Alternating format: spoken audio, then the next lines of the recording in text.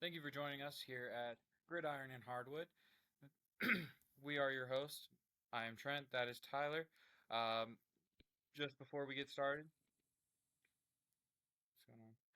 Just before we get started, we do want to go ahead and introduce ourselves so you know a little bit about us. My name is Trent. I'm from a small town in East Texas. Um, you know, been through a few cities to get to this point, but essentially, huge sports fan, whether it be Duke, Titans, Spurs, Red Sox, all the sports. Um, but I'm originally from East Texas, looking to pursue some, agency opportunities in the future when I do graduate with my degree. But that's just kind of the basics on me. I'll go ahead and turn it over to Tyler to do his personal little introduction himself. Tyler Cargill from Youngstown, Ohio.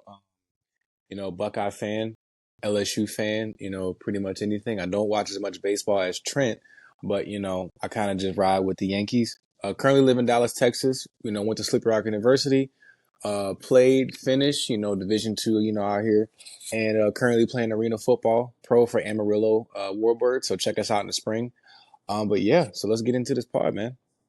Yes, sir. And for the viewers that obviously probably don't know us at this point, we both did kind of play for a semi-pro team for a little bit together called the Dallas Falcons. If you ever want to go back in the archives and maybe take a look at any of that, that's a nice little way that maybe you could get to know a little bit of our backstories. Yeah. But let's go ahead and head into our first topic. So Tyler, I'm gonna let you lead the way with this one, but let's go ahead and talk about those top 10 college football teams of all time. Where do you think we should start? We should start a little bit before your time. Uh, is this in order or like no order? Like how are we doing this? Because I It's gotta up to you. know. Okay, let's just do no You're order our because I gridiron can't. expert. This is up to you. All right, let's do no order. Number 10. A lot of people don't know 2004 USC. Reggie Bush, Matt Leinart. Now, this is not the Vince Young year. Everybody, remembers. This is the year where they mud stopped Oklahoma 55 to 19. It was just a absolute beatdown. They ran through everybody, but back then in those days, they only had 11 games in the season, so it wasn't like a 16 game how it is now. 04 USC, Reggie Bush coming out party. He just dominated everybody. Lindale White. Yeah, that I would put 04 USC up there. So that's my pick for right now. Uh, even though that man right there is the guy that kind of got me into Titans football, even growing up, that was my birth year. But people used to like always reference how good Reggie Bush was in college, and so I can only imagine how good that whole USC team had to be to really allow one player like that to shine, Yeah, because you can see it in a lot of other places where you may have a really good player, but they're not going to get the shine if there's not talent around them. Um, correct.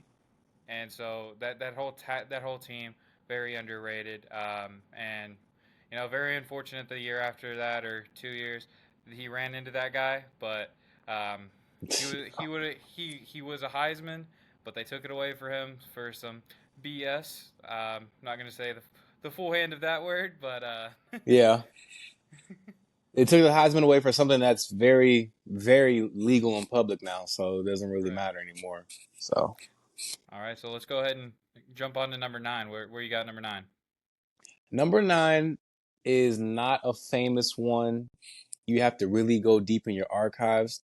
I'm going to say 1999 Virginia Tech. They played against Florida State in the championship, but they lost. They played against Peter Warwick. That's also the Michael Vick Virginia Tech. He was just phenomenal. He wasn't like a Cam. He just had like that one year. But man, 99, if you go check the highlights, took him all the way to the national championship by himself. I mean, he's throwing to just like a Tom Brady, just throwing to just guys. But, Michael Vick did a lot, and he was very at that time, it was very new to see a left-handed quarterback because there wasn't a lot of left-handed quarterbacks back then. So, 99 Virginia Tech for me. Yeah, and Virginia Tech's one of those teams that now has kind of faded out of relevance. They are an ACC team, so it's kind of cool as a Duke fan to see an ACC team get some love. But Yeah, yeah, Virginia Tech, no one's really I heard of mean, them really. I'd say since Vic was there. So yeah, I mean, Tech had a good game against Miami last year with Cam I Ward. love That Hail Mary play. Yeah, right. Yeah, I do remember that because I was kind of hating on the Hurricanes at that time because I wanted my Duke Blue Devils to get a little bit further than we did. but Get Duke to the ACC championship. hoping for that this year. We'll get to that a little bit later. But if we're gonna go, I guess we're gonna keep going in order though. What we got with number 8? Number 8, 2014 Ohio State Buckeyes, the first ever college football playoff champions, the first to ever do it. They were also the first team. The reason I put them in here is because college is not like NFL. If you lose a game, you get shamed. They were the first team to really lose a game and still win the championship. And they lost to Virginia Tech that year, actually. So it's just one of those things where it's like, no, scratch that. No, they lost to it was somebody at home. It was Virginia Tech. They actually beat them, but they lost a game, and everybody was like, they can't be in the playoff because that was taboo country for college. Like you could not have a one-loss champion. You had to just go undefeated, 12-0, 13-0, and that was the thing. They kind of broke the ice with that championship, and they were the first ever to ever win the playoffs. So they introduced NFL style, like, okay, you can still have a loss and still have a chance. You're not just going to just be shadow banned because you lost the game. So Right. 2014 Buckeyes. Got a bunch of teams up there to be honest with you. A very, very touted, highly touted program. Uh, but let's go ahead and move on to what is it? We're at 7 now, correct? 7, yes. Okay. 2000 Oklahoma. Okay. This is their national title. Bob Stoops, Youngstown. You know, I got to get my hometown guys in there. They looked amazing. Again, kind of played a little boring football. You know, we're going to run, 3 yards in a cloud of dust. We're going to win the game 14-10, but it doesn't matter as long as we get the win. Went undefeated and won the championship in the new millennium in 2000 and just busted it open. They played Florida State. The score was 9-3.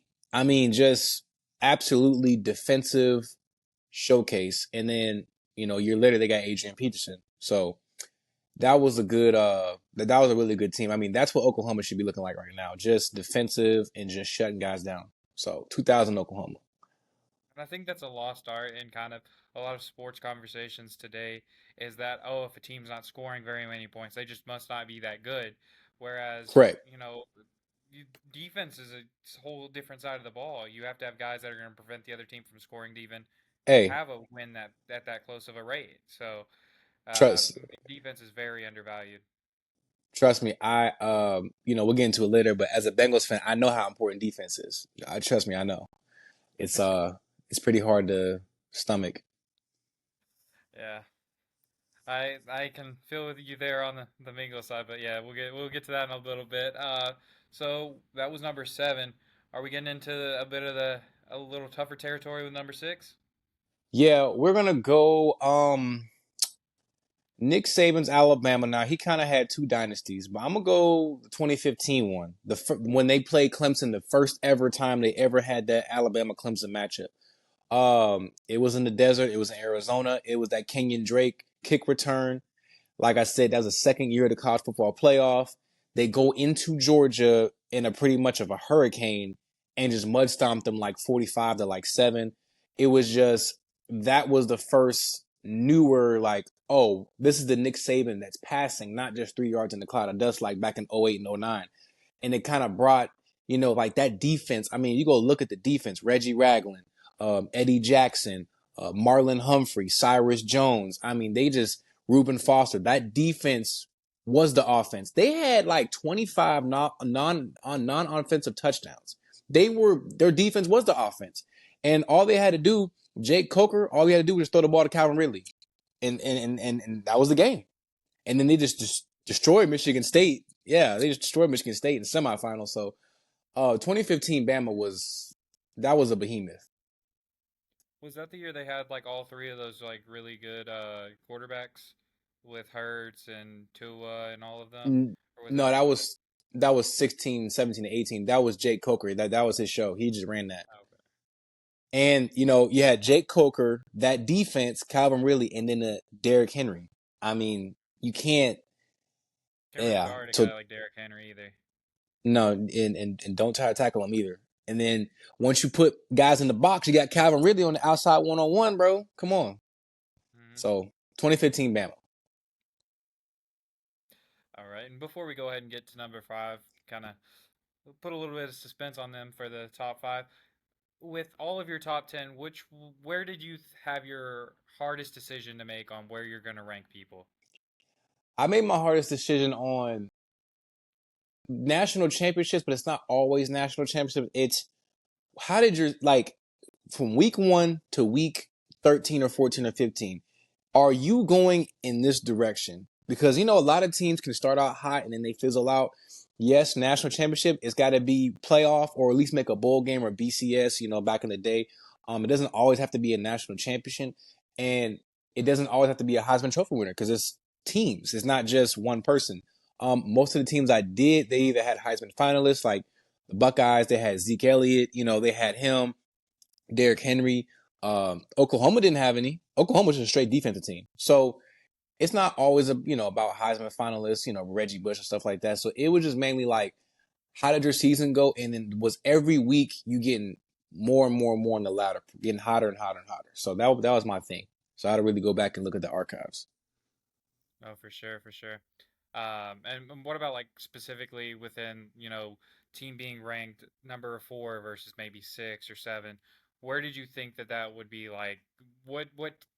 No, without saying maybe you're like top five teams or whatever, just in order of ranking, which team maybe like three versus four did you have to decide the hardest between and really rack your brain to say who do I really think is better? I had to say, if these two played a neutral site, who would win? That's how I determined. It's like if I had to put these two, uh, 3 and 4, I'm like, okay, first of all, who's the quarterback? That's who's the quarterback and what the defense look like. Everything else, running backs, receivers, and all that, that'll be after. But I gotta see who the quarterback is. So this top five is gonna be a lot of not name brand quarterbacks, but it'll be guys that you're like, okay, yeah, that makes sense because I want to see if we set up a Rose Bowl, I want to see who's gonna win that. So that's how my top five looks. For sure, and I know a team that's going to be up there in a second. So I mean, I'm Yes. not going to spoil it for Yeah. other Yeah. people, but Yeah. I think we both know a team that's about to be up there. I guess the more specifically, the question I was asking was like between based on like specific teams. So the team, for example, you would have had ranked three and four. Like, which was the hardest? Like between two teams, ranking two teams against each other, which was the specific two teams that you think that you had the hardest time trying to delve between, if any? 2 and 3 was the hardest because one's easy. So so I think 2 and 3, and even 3 and 4, because 1 and 5 is the sandwich. That's the base. I already know who one is, and I know who five is. It's just 2, 3, and 4 because a lot of stuff happened and stuff like that. So it was the middle. It's always the middle. The meat of the sandwich. 1 and 5 is the base. So it was really 2, 3, and 4 was the hardest. So I guess we won't postpone it any longer. Let's go ahead and get to number five. Kind of surprised. I'm gonna do loss to Georgia in the Rose Bowl. That Mm. 2018 Oklahoma team. I watched that whole game start to finish. Yeah, Baker Mayfield. Listen, I don't care what anybody says, but the Big 12 was not that the competition. That team deserved to be in the playoffs. They took Georgia down to the wire. SEC team that went play for a natty. They took them into overtime. I believe double overtime at that, and it just took a Sony Michel Wildcat run to score. But that Oklahoma team, I think top five because the points per game, they would just score fast. And don't let anybody fool you because it's Oklahoma. No, that game when they played Georgia, they got a lot of scooping scorers and defensive stops. So it wasn't just Baker just throwing for a million yards. They had a complete team. The running backs, they just had the guys, and this came up short. But I put that 2018 Oklahoma team on there for sure. And I have to play devil's advocate here, because a lot of people are going to say, well, they did lose. So what ranks them as your number five team above maybe some other teams that same year or some of the teams that you have a little bit lower on this list? How would you kind of explain that to those critics? Number five is because of who they had to go to and who they took to the wire. They took down Georgia at Kirby Smart, even though it was early in his tenure. A lot of people, a lot of fans of teams, like I'm not gonna throw any teams out there. As a Big 12 team taking down an SEC team to double overtime in the Rose Bowl, going to the national championship, like I'm not expecting Kansas State to do that. I think that game's going to be over pretty soon. So even some Big Ten teams at that time. Remember, this is 2018. This isn't now with NIL. So This is just like homegrown. I got a walk on. I got a 3-star. Like Lincoln Riley built that team from the ground up. You can get, they didn't just pay players, so you can say that now. But okay, I can just get this guy, this guy, this guy, pay them all $300K, and then we can go play Georgia. This is like no, this is high school, homegrown, 4th or 5th year seniors. It took a while, so it's like and to take that Georgia team to the wire. Because remember that Georgia team took Alabama in the championship to overtime too. But Devontae Smith had that Hail Mary catch from Tua. So for it to be a Big 12 team and for them to be called labeled soft, because I remember that. No, they went half for half with Georgia. So even though they lost, is that fact that it's how did it look? And I get optics stuff like that, but nobody else in the country would have had that chance. That game would have been over at half, and it was a Heisman Trophy candidate, well, finalist, winner.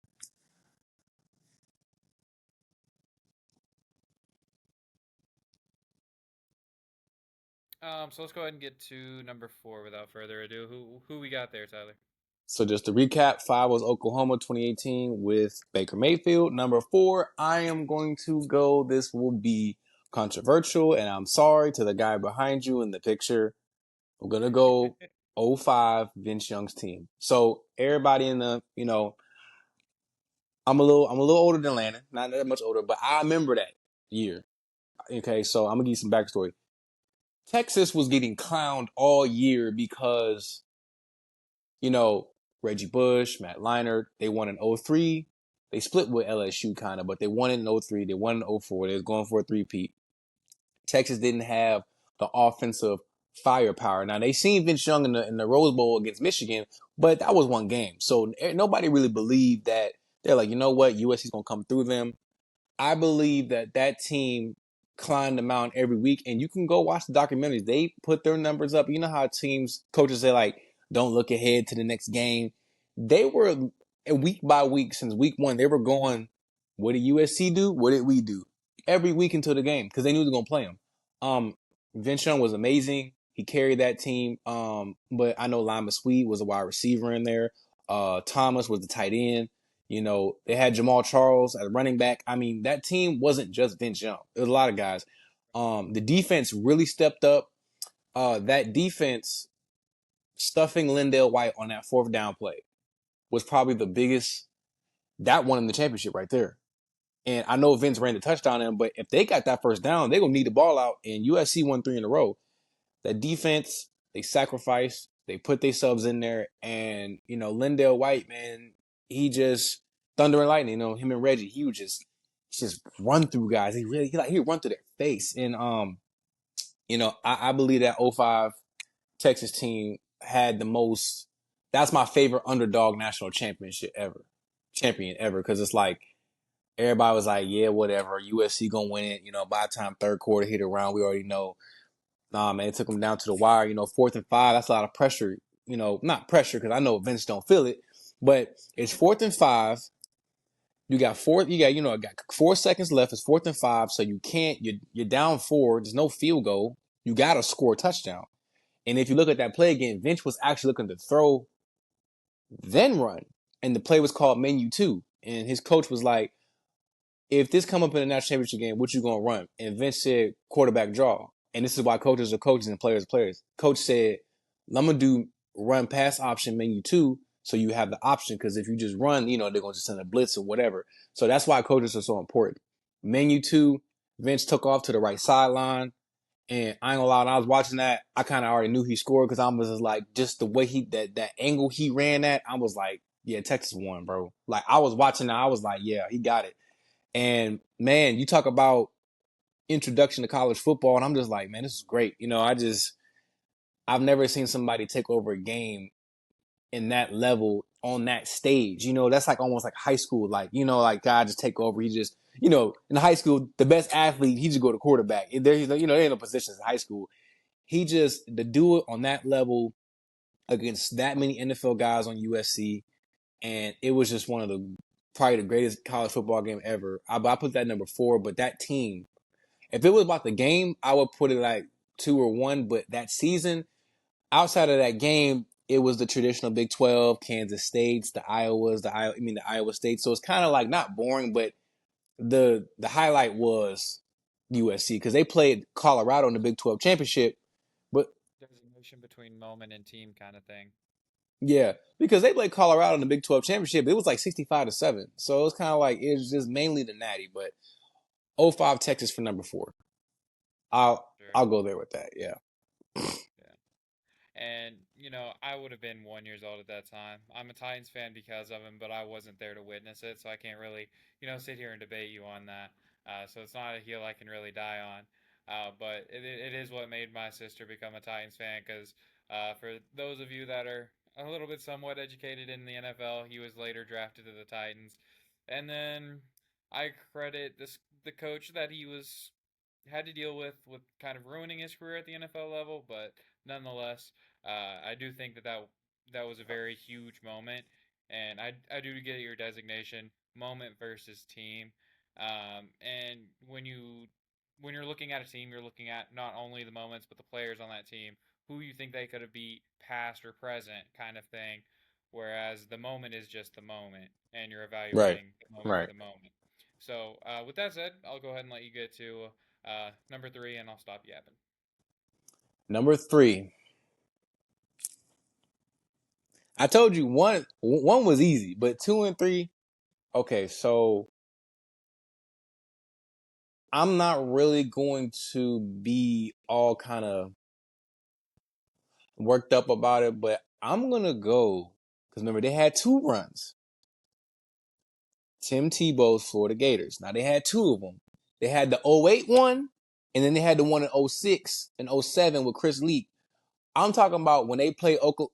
Tim Tebow. Yeah, I'm gonna take the '08 one because they once again they just drilled Oklahoma in the championship. It was the FedEx Orange Bowl. See, you too young because like now it's Capital One Orange. It used to be FedEx Orange Bowl back in the day, like FedEx. I'm like yeah, with the orange guy smiling like this.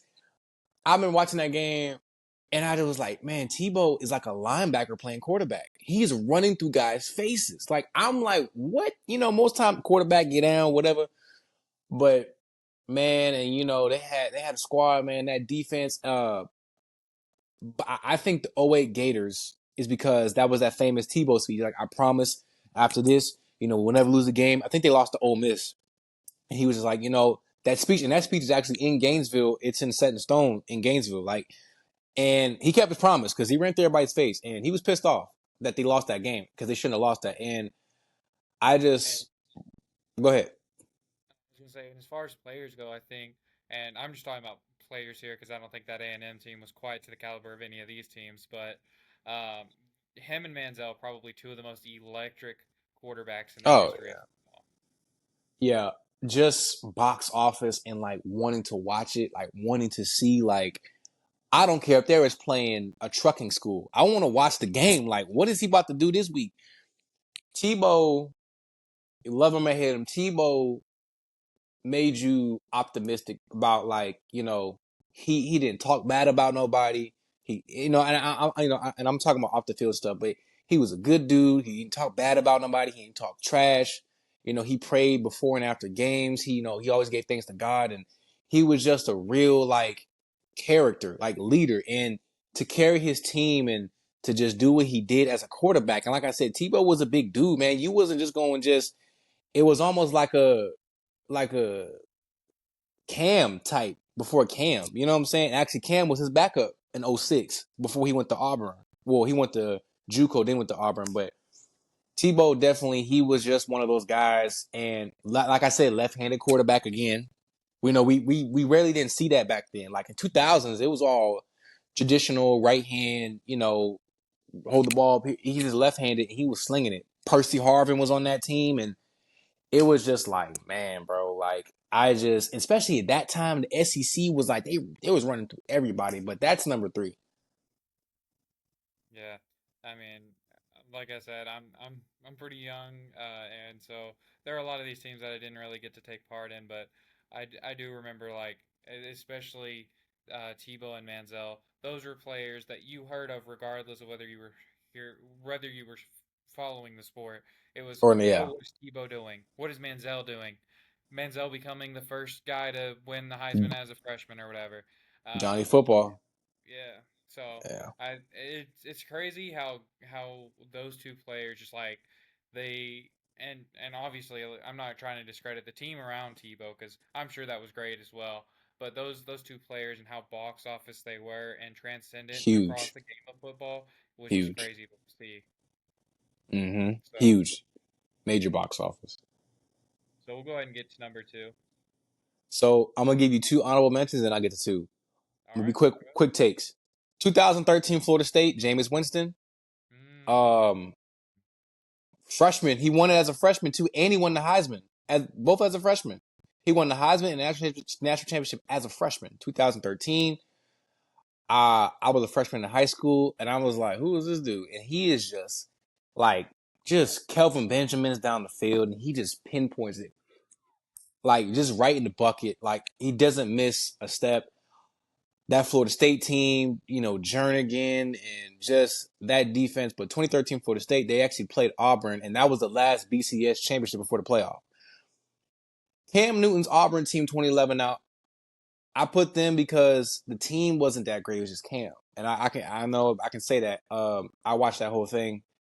I watched that whole season start to finish. Like Cam, Florida, B&T was back up, went to JUCO, came back to Auburn, and people didn't believe in him because he just came from JUCO. So they was like, well, people get second chances, but yeah, whatever.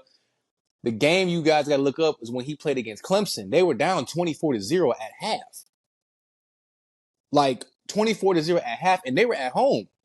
And I'm like, this game over, man. And then QB draw, QB power, throwing it to McCaleb. On that Auburn team, a quick stat. Cam Newton on the starting offense and starting defense, Cam Newton is the only football player on that national championship team to ever play a snap in the NFL. Not a single person, offense or defense, not starting. O lineman or receiver, none of that. He's the only person to play a snap in the NFL. that's So insane. think about how much he had to in the SEC back in 2010 to 2011. That the SEC is still the SEC now, but NIL, the competition kind of spread out. This is when the SEC was like Arkansas and like everybody was good. Like it just like six $100 six. million for a quarterback. Yeah, exactly. Like it'd be James Madison's like, what are you guys doing? But that's the two honorable mentions. Number two, I'm gonna go to two. I know it's before your time. 2001 Miami Hurricanes. I mean, guys, like we could sit here. I put them at two because their schedule was kind of suspect. I know. They weren't even in the ACC at that time. So they were in the Big East. Remember the Big East was so they were playing like Pittsburgh, basically all the ACC teams now, but Pittsburgh, Cincinnati. They played Boston College, and I was like, okay, but Vince Wilfork, Ray Buchanan, Sean Taylor, Frank Gore, Ed Reed, Jonathan Vilma, Andre Johnson. I mean, you talk about a fucking like. I think. Just Hall of Famer after I Hall of mean, Famer. like, and then they just destroyed Nebraska in the Rose Bowl in the championship. I mean, like, you talk about just they had no chance. They had the like, and the thing about Miami, I'm gonna tell you too, that Miami team is very underrated. Their corners could tackle. That's what made them so good because you wasn't gonna bounce it to the outside because most corners are like cover guys. They don't want to tackle. Their corners would tackle. So you're not bouncing it to the outside, getting no 20, 30-yard gain. You're going to have to either run between the tackles with Vince Wilfork and Jonathan Vilma at linebacker, Ray Buchanan out them on the outside, and then Sean Taylor's a safety, and Ed Reed. Like where are you going? Up the middle, to the side, or whatever. And then, then you got Frank Gore and Willis McGahee at running back. And then, it's funny, Sean Taylor was playing running back, and it was so stacked he had to go to safety. Like, this is like, yeah, Ken Dorsey was the quarterback. Dan Morgan was playing linebacker. I mean, 2001 Miami, I don't care about the schedule. It's a little suspect, but they deserve to be number two. I mean, you talk about not just NFL guys, I'm talking about Hall of Famers, Pro Bowl Hall of Famers, like just, just a team. And like I said, there's no NIL, man. This is just recruiting guys, building relationships, sitting down in their mom's house, eat the dinner. hey, I want, you know what I'm saying? And this took years because they actually had their worst season ever, was like 98. And that 98 season built the 01 team just every year, you know, because it takes about 4 years. So what? 99, 2000, 2001. So about 3, 4 years. You got to get that cycle. So that 98 season actually set up the 01 season. And man, it's just like, you know, you just, you know, a Santana Moss and just, I mean, that team was probably the most NFL team. Like they could probably be the NFL team that year. And I'm not just being hyperbolic. Like they probably could. The worst NFL team in 01, they could probably beat the Cleveland Browns. Maybe like not like a full game, but probably like a preseason like against their second string and third string. Oh yeah, Miami was probably because they all went to NFL next year anyway, all of them. So yeah, so number 2 Miami. That's my number 2. And I think it's a bit of a hot take because I think everyone knows where you're going with number one, and that's obviously 2025 Duke. Oh yeah. You know, see they didn't start yet, but they already won. Yeah, No, but go number ahead. one, number one. Can we just all just stop playing games?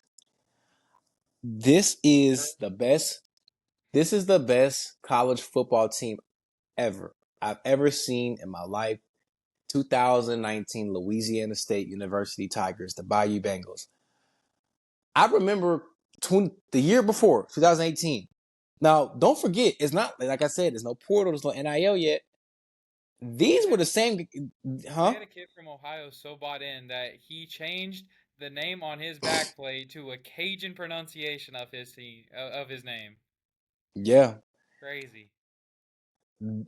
Not everybody, but 90% of that roster was on the same, was on the roster back in 2018. Like, Chase was there, everybody was there.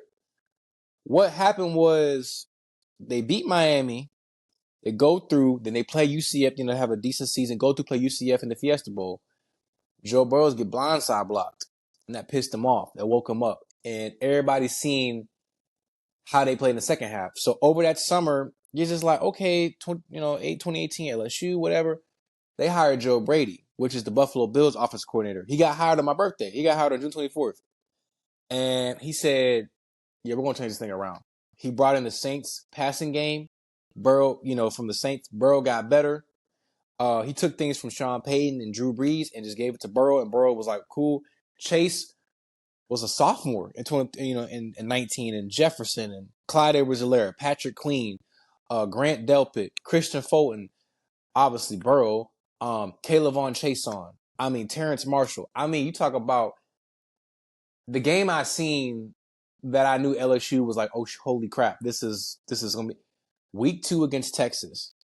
Because I'm so, like I said, I'm so used to growing up. SEC teams for the most part is ground and pound. All that passing stuff is the Big 12 and USC and like the West Coast, and Oklahoma and the Midwest. I'm like, SEC's ground and pound play defense. Jefferson caught a 3rd and 17 to ice the game. And I was like, okay, this is different. Because it was 3rd and 17. Burrow, he sat in the pocket, he ate it, hit Jefferson on a strike on like a little crossing route, took it the whole way and scored. I was like, wait a minute. I was like, this LSU put up 40 points. But 19 LSU, man, think about the teams they beat, man. They beat Auburn. They beat Bama. They beat Clemson. You know what I'm saying? Ole Miss. They pretty much, they beat Georgia in the SEC. They beat the whole SEC. And then they beat Clemson. I know Clemson is in the ACC, but Clemson at that time, 2008, 2019, they were still in their prime with Trevor Lawrence. And then the only team that they didn't beat that was a powerhouse was Ohio State, but Ohio State lost to Clemson, so it's kind of like it didn't really matter. They just came through. You, you beat everybody, but what I knew it was real when they beat Alabama in Bryant Denny. They beat them in Alabama. I said, okay, wait a minute, 46-40, and it was like 37-10 in the third quarter, but the defense kind of was like reeling a little bit, got a little comfortable, but I said, yeah, Burrow had his Heisman won that game. He had like a third down run up the middle. He trucks a linebacker and he just gets down. And I was like, yeah, that's the game right there. And he just won the Heisman. Like there was nobody thinking anybody else would win the Heisman besides Burrow that year. Nobody. Like not undisputed, but what's that word called when it's like unanimous? Like it was just like Like Curry's MVP. yeah, like bro, like just hand them the trophy now. So 2019 LSU is my number one college football team of all time, and the reason why I say that because nobody has that offensive firepower to catch up with them. They would put up 37 in the first quarter, and you'd be like, "What the hell did we just get into?" Like, yes, their defense was a little bit suspect. They would reel a little bit, but it's defense. You know, defense. You're never gonna play 100% a perfect game. Neither on offense, but like I said, you know, Grant Delpit, he won a Thorpe Award. You know, Jamar Chase won, you know, the Blendikoff. Burrow won the Heisman. Jefferson, Thaddeus Moss, Randy Moss' son, played tight end. Terrence Marshall. Every guy names in the league, still to this day, playing right now. Derek Stingley as a freshman, locking up Alabama receivers. I'm talking about he was a freshman, you know? So that LSU team was definitely that team that I'm just like, you know what? Like you can change a program around. Like it is because before all I just knew was just man, we're gonna go to a bowl game. You know, we won a couple natties before, but it was just like, and it was kind of not dead, but we were just kind of like, you know, LSU's cool. You know, we're gonna go 10, 8, 9 games, but bro came in and he just changed it around. So that just gave me belief that you really can change a program around. You know, so And 19 LSU. that you can guarantee are never going to shy from a moment. And Burrow's one of those guys. You give him a moment, and he's going to figure out how to shine in it. Yeah, for sure.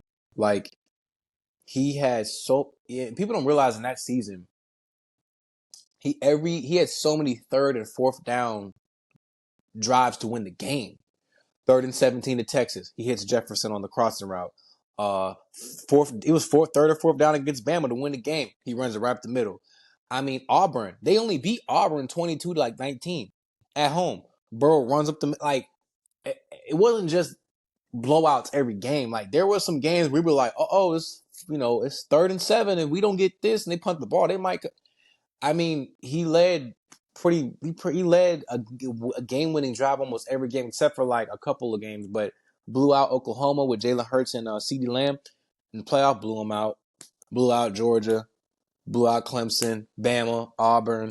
Like all the big boy brands, they didn't just play through no cupcake schedule. They played everybody and just was just dogging them. Texas, all of them.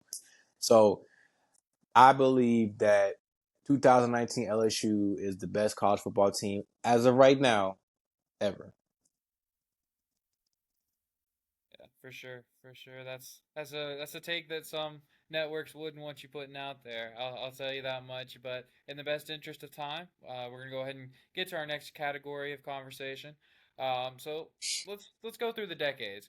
I'm gonna give you a decade. You just tell me who is your best receiver and corner from that decade. It's gonna be kind of a series that we want to try to do. Every episode, go through maybe a different position group, basketball, football, kind of thing. But let's go back to the 80s. Do you have any knowledge of the 80s back in then? Yes. College or NFL? We can do both. So Okay. best receiver, best corner of the decade. Now we're gonna do more of these, so it's not just the best receiver ever and just that's it. Okay, let me do NFL. 80s, he was Dan Fouts' man, but Kellen Winslow. Dan Fouts, he wasn't a receiver, he's a tight end, still a pass catcher. Kellen Winslow, go look at the Monday night game I think they had in Miami. Everybody was catching cramps. Dan Fouts, he just needed to hit Kellen Winslow. I mean, just everything. Just it was kind of like Brady Gronk back, like before Brady Gronk. I mean, Kellen Winslow for sure. And then you said corner in the 80s. That's when corner started to get good. Um, Yeah, I didn't want to go man, 70s because I thought there might not be a lot in the 70s that you could really pull from. corner wasn't really until it popped to the 80s. Yeah. Um, I think I'm gonna go with yeah, he was pretty good. So Kellen Winslow for pass catchers, receivers, a corner. I'm gonna go. Hmm, I'm gonna go Darryl Green for the Washington Redskins. I think came in like '88. I don't know. We gotta look it up. but he like late 80s, like not early, but like late 80s. Darryl Green, he wasn't that tall, but he was so fast. He ran track. I think he was the fastest guy in the league for like years, like 3, 4 years. Darryl Green was definitely shut down. He was shutting everything down. Like his jersey was white every game because he didn't have to. Nobody came into his side because he wasn't that tall. But the fact that like he would close space so fast that you couldn't get the ball in there. So Darryl Green, so Kellen Winslow and Darryl Green for the 80s. And if Darryl Green is the 90s, my apologies, but I believe he came in at 88. I'm pretty sure. Just a little bit here. I mean, if it's pretty cut and clear, you can just give us the answer in the best interest of time. We can move on. But if you have some other dialogue you'd like to add behind it, that's cool as well. But let's go ahead and move on to the '90s. What you got for the '90s? Deion Sanders. I Dion. mean, yeah, And on the Deion. other side of the ball, Jerry Rice. Jerry Rice. Yeah, Jerry Rice. dog, Dog. certified dog. All right, and now I think there's a little bit more competition. Some people are All gonna go right. Julio. Some people are gonna go AJ All right. Green. What are we All going right. with the 2000s? I'm not gonna go 2010s, 2000s. I'm going 2000s. I'm gonna go Larry Fitzgerald, bro. Larry? Reliable, I like that pick. pro- reliable, professional. He went to Pittsburgh, small school, but reliable, professional. 39, you can hit Larry. He got great hands. He had more tackles in his career than he had drops. Larry Fitzgerald. Give me Larry Fitzgerald. Give me Larry Fitzgerald. Other side, are we going Revis or are we a bit too early for Revis? I'm going Champ Bailey. Champ Bailey, another great Champ name. Bailey, baby. Come on now. Yeah, Cause he had two Broncos and then he went to the Chiefs, I believe. But the Broncos, I mean, Champ Bailey was just he was the first corner to be long and tall, and that wasn't normal. Most corners were shorter. And bro, he could get that Richard Sherman extension. You're not going nowhere. He was thick. He was like 220 something. So yeah, I'm gonna go Champ Bailey. Champ Bailey for sure.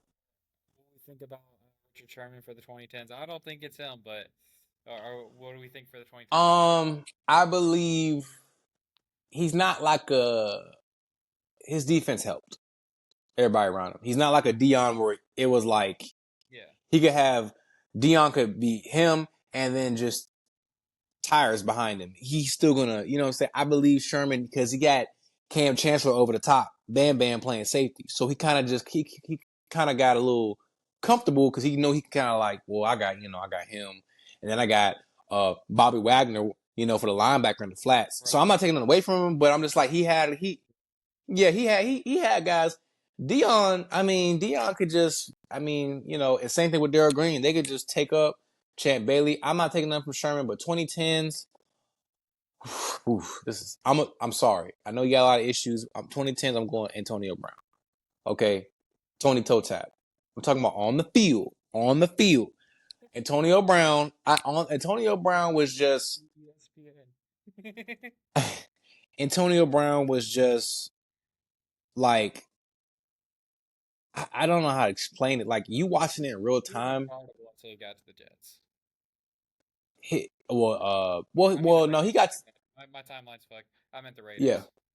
But then after the Raiders, he went to the Bucks, and then he looked just like he did in Pittsburgh. So I think it's just situation quarterback. But AB when he was in Pittsburgh, I mean, his routes were so fluid and just smooth, and he would just break down. And I mean, Antonio Brown for corner, ha. I was gonna say him, but I was like, nah. Corner, I'm gonna go underrated. Now, like I said, we're gonna do plenty of these. It's not just all time, all time. We're gonna do a couple more rounds of this, but I'm gonna give him his credit, man, because people talk a lot of crap about him, but I think he did. I'm gonna say Josh Norman because Josh. he really I remember gave the Odell, D Hop and Josh Norman clips that were always going around. and then him, and then D Hop, and then him and Odell. He gave Odell fits, and this is Odell in the Giants. Like this is Odell, like with the blonde hair, like Josh Norman. I know he wasn't popular. He wasn't like the sexy, pick to play for the Panthers. He kind of he wasn't like all on the Front Street, but he was long, he was tall, he was technically sound. He wasn't really fast, but he just had technique. Now he was fast, but he wasn't like Tyreek Hill playing corner. He was just very sound. He really didn't talk much. He just kind of just, he gonna do his job. Now he did talk a little bit, with Odell, had that fight, but for the most part, he wasn't like a constant trash talker. He was just gonna do his job. But Josh Norman for sure. And I know this one might be a little bit tougher because we're not that far into the decade yet. But what about our 2020s? Personally, on the receiver side, I think I personally would have to go with Justin Jefferson, even though I think you might be a Jamar Chase guy. I'm gonna go with Jamar Chase, and it's not because Triple Crown. This is before Triple Crown. I love Jefferson. I mean, I think they're both one. I just picked Chase because he's a little thicker.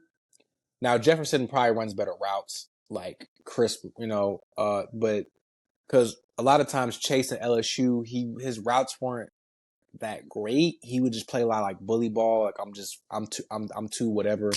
I'm gonna just bully you. But I think now he's got his game edited. I think Chase and Jefferson are just both ones. But I would say Chase because I just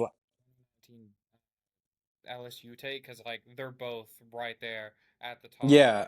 the decade. Like I don't both even know guys how on to. the same team. Yeah, that's what I'm saying. And then yeah, Burrow and Chase are on the same team. So I think Chase and just his yards after the catch. I know JJ does that, but like I said, JJ's a little more slender. But Chase, he'll catch the ball. Like everybody go look at the clip against Baltimore. He shook his spin move, and Chase he don't do it a lot, but Chase will run you over too. Like I mean he don't do it a lot. He's not a running back, but Chase is kind of thick, man. Like and he's fast. JJ, he's just slick. He's slender. He can just like whoop, whoop, he can get behind you. I like them both. I just take Chase because I feel like Chase's after catch is more like, okay, if it's 3rd and 15, Chase will get a big chunk of that. Now, JJ will get a big chunk of that, but Chase will get a chunk of that after a 5-yard hitch, and he'll take it damn near the whole fucking 15 yards. Ooh, whole 15 yards. JJ's JJ's 3rd and 15, you have to throw him to like the 7, and he'll, like you have to throw him to that point. Chase will just get a 2-yard screen, and he'll just run people over, and he'll just get there. So I don't know. It's a little different. I like them both, but I will go Chase. Now, corner. Going past Tan. That's my take. Yeah. Uh, this decade, corner is not. I'm gonna go. I forget his name. Dude played for the Chiefs, but he got traded to the Titans. L'Jarius Sneed? Listen, he played such a pivotal role every year because Chris Jones would get the D line pressure, but you gotta have a good corner. He will always tackle. I'm big on tackling corners. I don't like just cover guys. I like tackling corners. I know it was cold locked up Tyreek Hill because Mahomes can throw for all the touchdowns he want, but if the defense don't stop, and a lot of times in the playoffs you got more bombs down the field. Regular season they'll throw bombs, but it's kind of like check down. But the playoffs is sudden death. Is do or die. So it's a lot of like I'm 1-on-1 against Tyreek Hill, and I know I'm not faster than him. And you know what I'm saying? So think about how he lines up against him. You know what I'm saying? So and you're on with Patrick Mahomes, that type of like mental like, okay, I can't mess this up because Pat Mahomes don't play defense. You know what I'm saying? So I could get, you know what I'm saying? So yeah, he definitely did his job. Super Bowl, all the Super Bowls, playoff games. He was long, he tackled. You are not gonna bounce it to the outside. I'm big on outside runs, whether it's whatever. He tackled a lot, so I will go him. Yeah, for sure. I know it's not necessarily the most part of like our pre-planned schedule here, but what about the people that like, oh, Isaiah McDuffie, or is that his first name? McDuffie is Trent the best. McDuffie. He is. Uh no, I would still take him, Snead, because he was on the Chiefs on the front end when it was like their defense was kind of terrible. Like they were like, remember back 2018, 19, and even 2020, 2021, it was just a fireworks show and they couldn't stop nobody. That's why Brady beat him twice. Um, so he was on a bad defense and trying to cover up. Now the Chiefs are mainly a defensive team now, and just Mahomes only got to do just check down stuff. So Right. I would say Snead still. Sorry for the technical difficulties, guys. I'm just plugging in my laptop, which has decided it wants to die at some point. So just a second. All right. So let me see here. Think the next thing was kind of like our team expectations, if I'm not mistaken. Oh no, risers and fallers. I almost forgot. So NFL risers and fallers of the current NFL teams. Who, if you were a betting man, let me put that out there, because not all of us are. Who would you bet to be the riser and faller, both team and player? Risers. I'm gonna say Caleb Williams and the Bears because I think he start to settle down being 2 years out of college. Because I know I went through that myself. That first year out of college, because you're still in that college mind, and it's just like now he is more adult, he's more grown up. 2 years out of college, and I just feel like I'm not saying they'll, make a deep run or win Super Bowl, nothing like that. I just think they'll have a better season than last year. Uh, yeah, I know it was preseason, but just that first drive, I watched that live. He was just 1-2 ball out, 1-2 ball out, 1-2 ball out. Peyton Manning, Brady, Breeze, all the greats, they know how to get that done. Um, but he just looked more calm and controlled. Like, okay, I know where the ball's going here. He's not trying to do Superman, hero ball, run around, throw it. This is not San Jose State, okay? This is the Buffalo Bills. So it's a little different, competition, but he looks more comfortable. Like he looks like, okay, year one was year one, rookie, but now it's like he understands like, okay, I'm more relaxed, I'm more into my system, I'm more into the play style. So I think Caleb Williams and the Bears for sure. Okay. So you're saying both teams for the risers. What about your faller? I wouldn't say fall, but I would say concern. Drake made the Patriots. I don't know what, because both games against backups, he didn't really. I get it's preseason, but you're supposed to, dominate that realm. You know what I'm saying? He looked very not uneasy, but he didn't look very comfortable in his reads. He looked very just like he still didn't know where the ball was going. And then they took him out, and then he scored, but he really didn't he didn't really score any of the touchdowns. It was kind of like Josh Dobbs against the and they just when they get to the goal line, they're just more comfortable just handing the ball off. Like they don't even let him. They get in the red zone. McDonald's is like, yeah, take the ball out of his hands and just run the ball. So I think the Patriots is another concern for me. So between my risers, I think I'm kind of in between two. Um, Mainly the Buccaneers and the Broncos. So I think the reason I'd say risers on specifically the Buccaneers is that a large part of last season they were in a fight with the Atlanta Falcons. Who's going to win this quote unquote trash division, right? Well, I think that the Buccaneers showed that they're a lot better than trash last year. And I think that they're going to confidently win this division. I know the Falcons have made their adjustments every year, and I really like Penix. Don't get me wrong, I'm a huge Penix guy. Pause. But I think that the Buccaneers and Baker Mayfield they click more and more every single season, and they're going to confidently win that division. Broncos, I saw a lot from Bo Nix. Their defense only gets better, and Right. I think that team, especially for its defense, Bo Nix doesn't really have to do anything, but he does do things, and that's what makes them so good.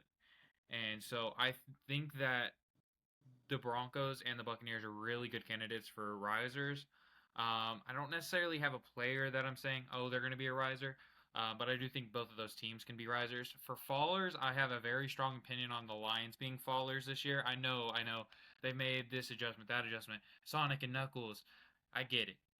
But here's what they lost. They lost their offensive guru that was drawing up these crazy, crazy plays every week, that was giving them a lot of these advantages. And then they also lost their defensive coordinator. And if you know anything about defense, a lot of defenses need continuity to succeed. And I know they succeeded with a lack of continuity a lot of times last year, but throwing a coordinator completely out of the mix is a different level of continuity they haven't really faced yet. So that's my pick.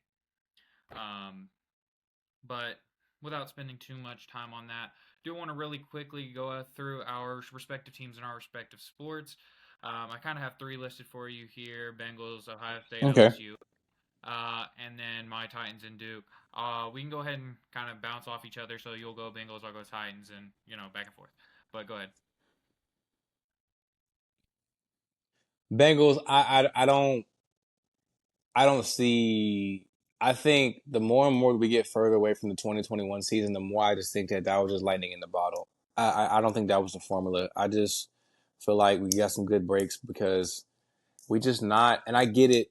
We went to Super Bowl 2021, and in 2022 we went to the AFC Championship. I get that, but I just don't see like you're just not gonna win with just. Okay, I've been a Bengals fan all my life with Chad, Houshmandzadeh, Carson Palmer, Benson, all of them. They want to win with the cheapest thing possible. So like they're like, we don't care. We just want to make money. Or well, not they, but the owner. But if we win as a byproduct, great. And they felt, well, we went to the Super Bowl in 21 and lost, but we went to, still went. And then we went in 22 to the AFC Championship, and they thought, well, it happened 2 years in a row, so let's just keep the same formula. Let's keep being cheap, whatever, whatever. Meanwhile, the team that beat us, the Rams, were the ones that spent money. The team that spends money in Kansas City beat us in the AFC Championship. So the teams that are winning are spending money. Look at the Eagles and Howie Roseman, Jeffrey Lurie. You know, the days of 2000 Ravens. Be cheap, just play defense, run the ball. It's not happening. You got too many great quarterbacks. I just think 9-8, 9-8. Uh, okay, I'll say ceiling 9-8, floor 5 and whatever, because I just do not see us getting into the playoffs. I don't, and I think it'll be a third year in a row. I think Bro's gonna ask for a trade. It's gonna get messy. I don't know what they're gonna do with Jamar, but we have to get at least 10 wins, at least double digits. I mean, if we want a chance, but this 9-8, bro. I honestly, and I get it. They look good in the preseason, 31, but still, Joe is still running for his life. I mean, I just against backups. I mean, I just don't understand what the Bengals want to do. They talk about we're all in, we're winning, we're trying to win, but no, you're not. No, you're not, because you would have never let Jesse Bates walk out the door. You never would have let um a lot of our defensive guys. You would have paid Trey Hendrickson. You would have got Shamar Stewart done a lot earlier, so now he's more in shape. Now he's gonna get in shape, but now he's more ready to go before week one. It's just like it's just too much ping pong, too much back and forth. Either you want to win or we don't. Like if we want to go back into that whole misery of wearing the bag over our head and just go back to just being a 5-win team, then fine. Just make sure you trade Burrow and Chase out of here, because I don't want my LSU boys there going through that. You know, just get them out of there. Ceiling 9-8, maybe 10-7.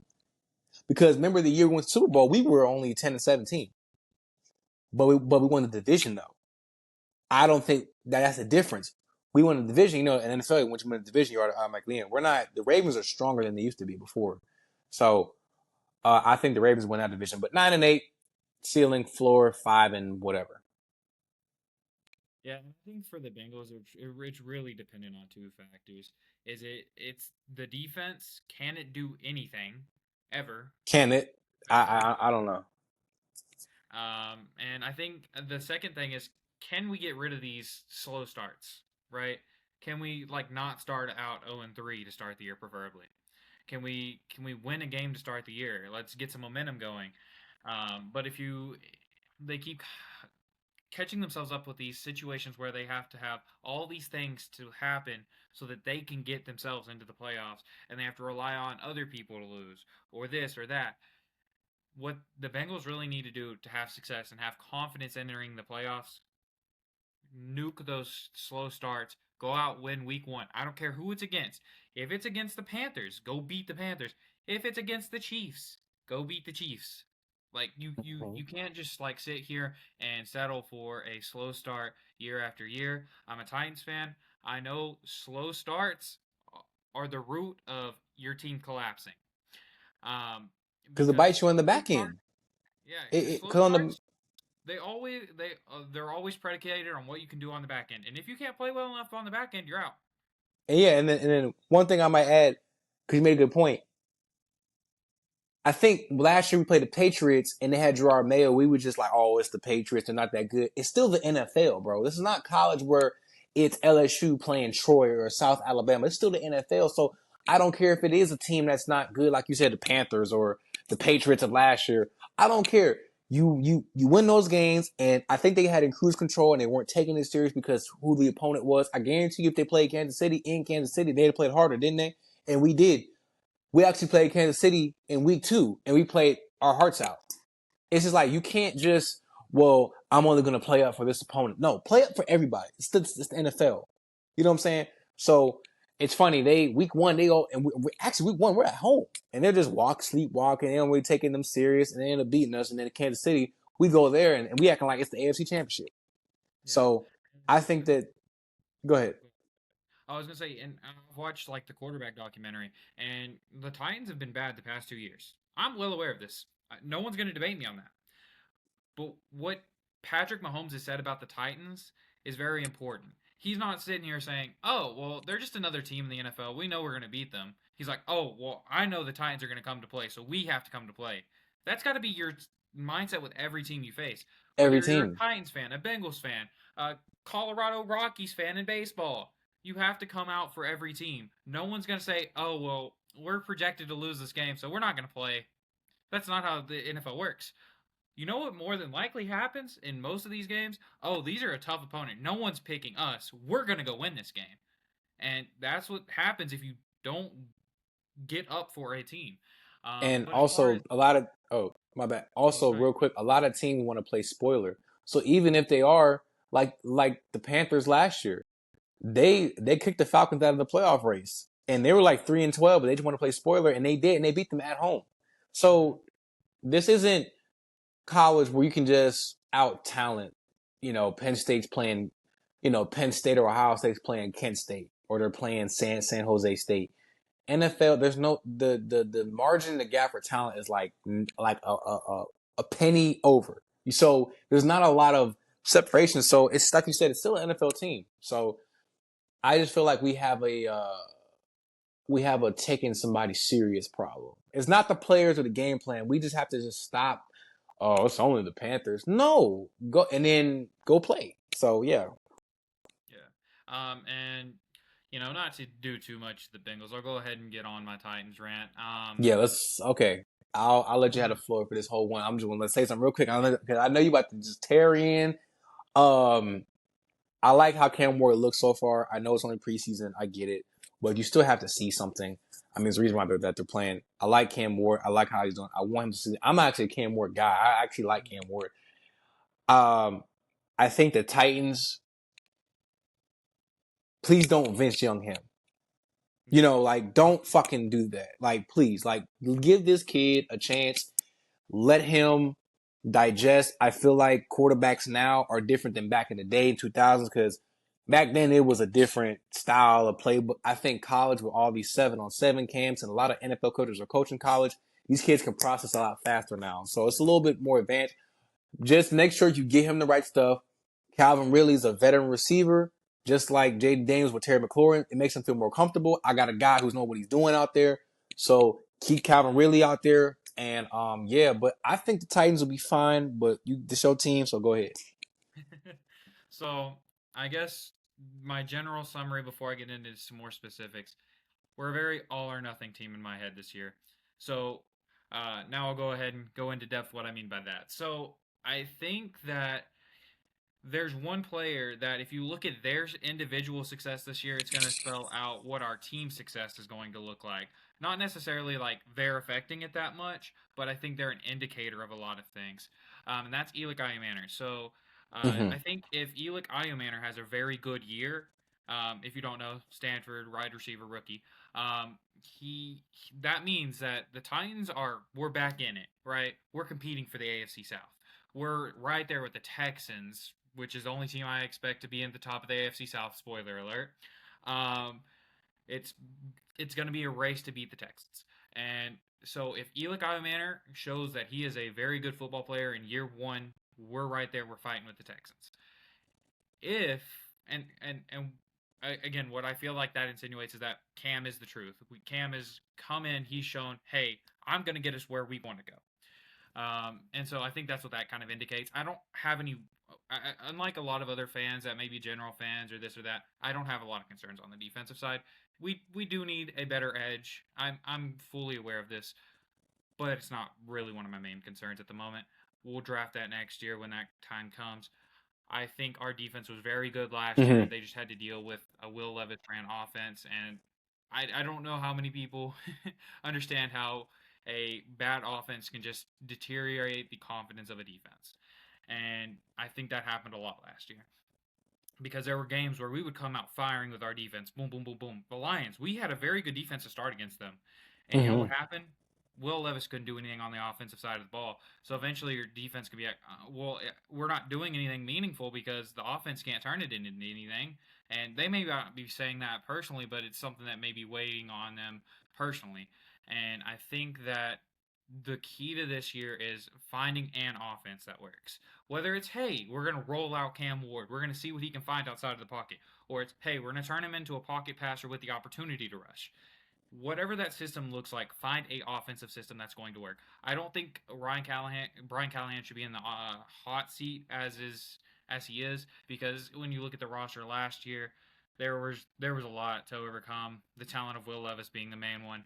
I don't think he's a hot seat candidate right now. Now, if we go through this year and Cam's like, okay, boom, boom, boom, I'm this guy, but somehow we keep still losing games, then maybe cool.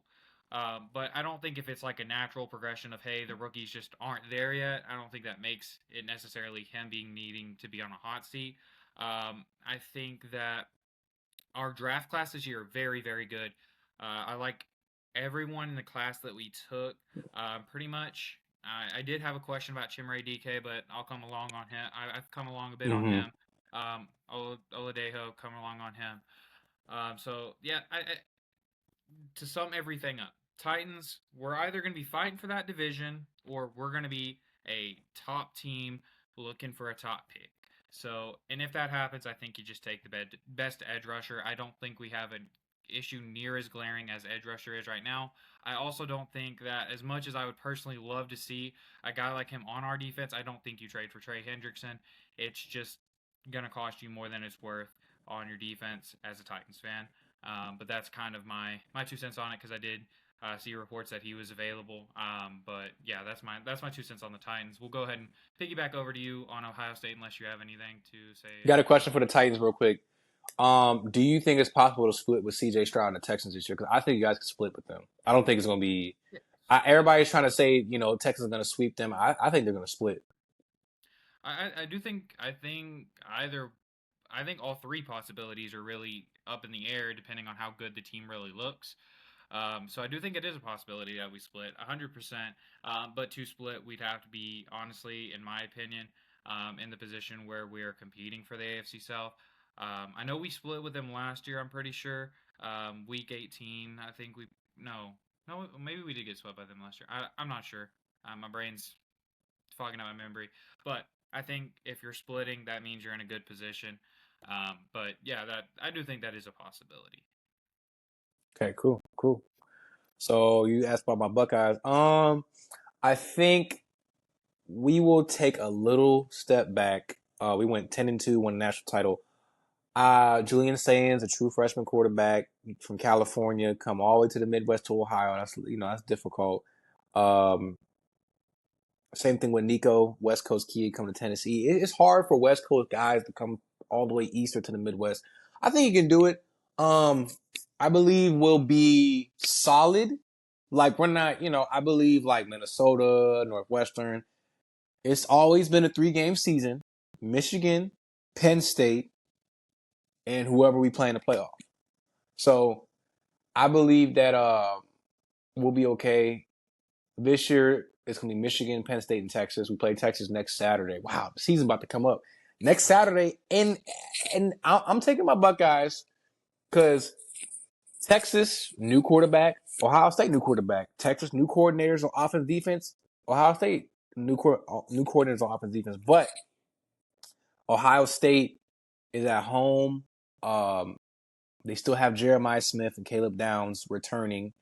Not all the guys went to NFL. Texas, a lot of guys went to the league, like Makuba. He went to the Eagles. That safety number 4, he's a hitter. Matthew Golden's in the league. You know, so a lot of guys went to the league. So a lot of guys went to the league from Ohio State too. But Jeremiah Smith and Caleb Downs, probably the two best players on the same team on the opposite side of the ball. I feel like it's going to be a lot of Jeremiah Smith heavy, but we also got to find out who our running backs are because Trey Henderson's on the Patriots and Judkins is on the Cleveland Browns. So we got to find out who is our running back because the running game is important for a young quarterback to settle him down. So we got to figure that out. I think we'll be fine. I'm actually going to go the opposite. I know everybody thinking like, oh yeah, I think it's like a 13-10 game. I don't think it's going to be high scoring. I think it's going to be one of those like slugfest, 13-10, 17-14. I don't think it's going to be the shootout everybody's thinking. Everybody thinks it's going to be the shootout with Arch and Julian. Like, they just think it. I'm like, listen, I watched a lot of football in my life. I think it's going to be 17-10 game, walk off field goal, whatever. But I think the Buckeyes just squeak it out. But yeah, that's my pick, and that's how I think. I think the Buckeyes will still make the playoff. But national championship, I don't know. I feel like we have a long way to go with that. But it could happen. But I just think this year it's just you play more teams. You play Oregon, you play Washington, you play Penn State, you play Texas. It's just hard to just go 15-0 now. You play so many teams, but playoff, we'll make it. And yes, we're going to beat Michigan this year. So yeah, I heard they're having some decent little competition over there in Michigan to see who that starting quarterback's going to be, if it's going to be Bryce or the veteran guy. But yeah, for Duke, personally, I think my expectations are high. Let me preface with that. I do have high expectations.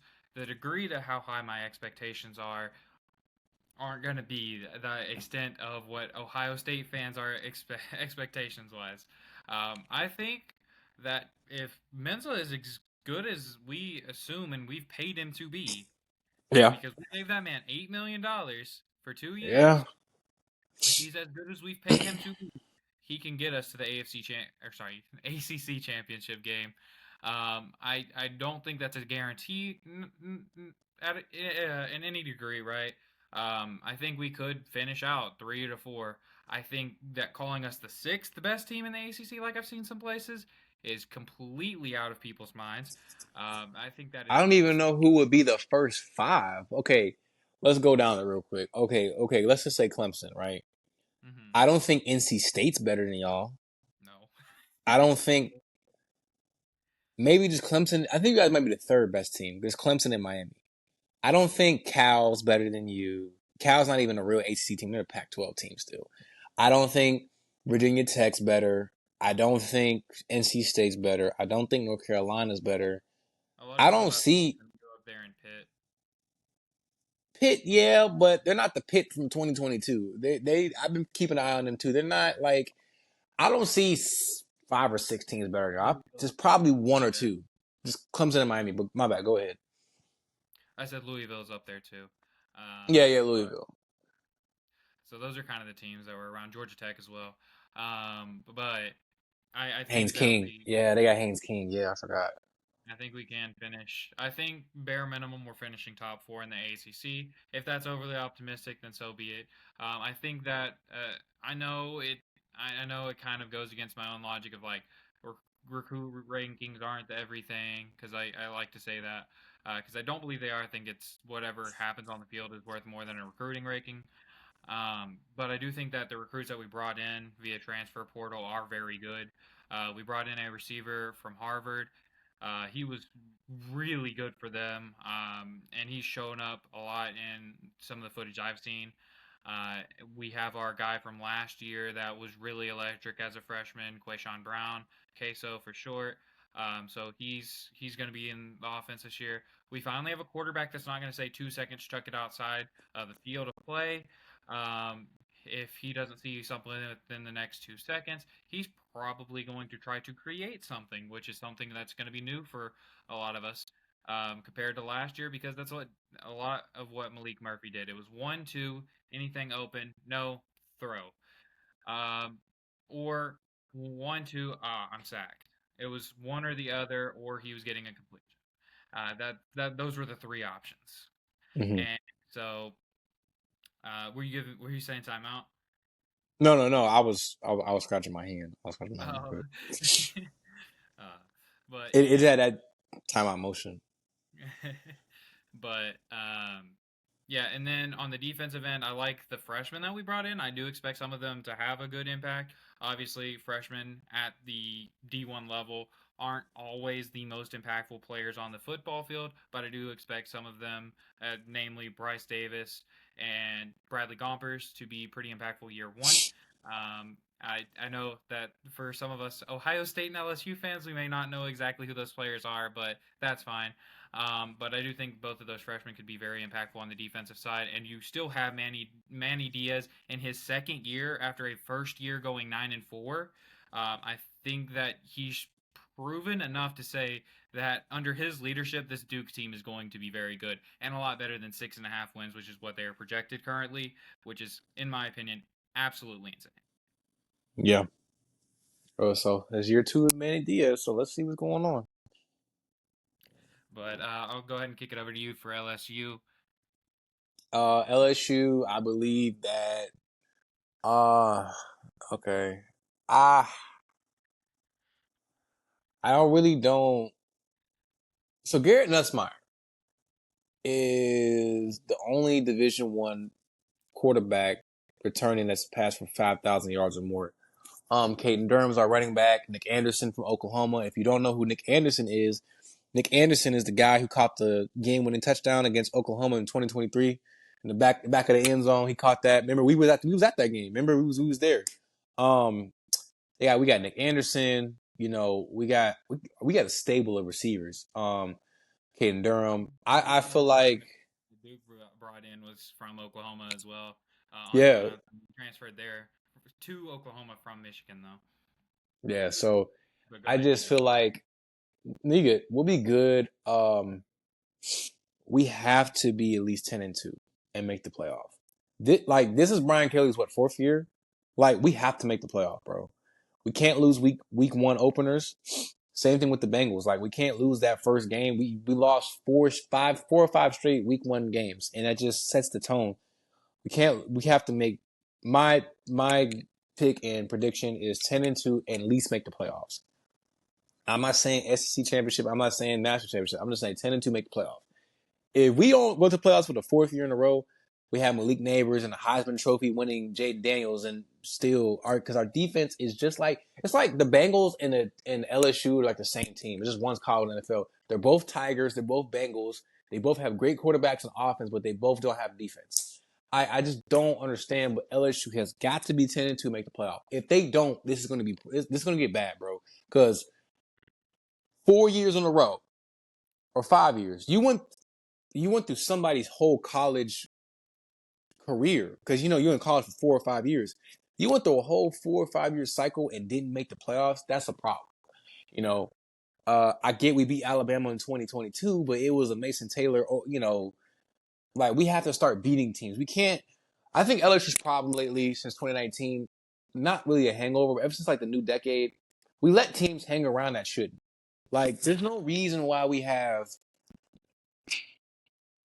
like a Baylor.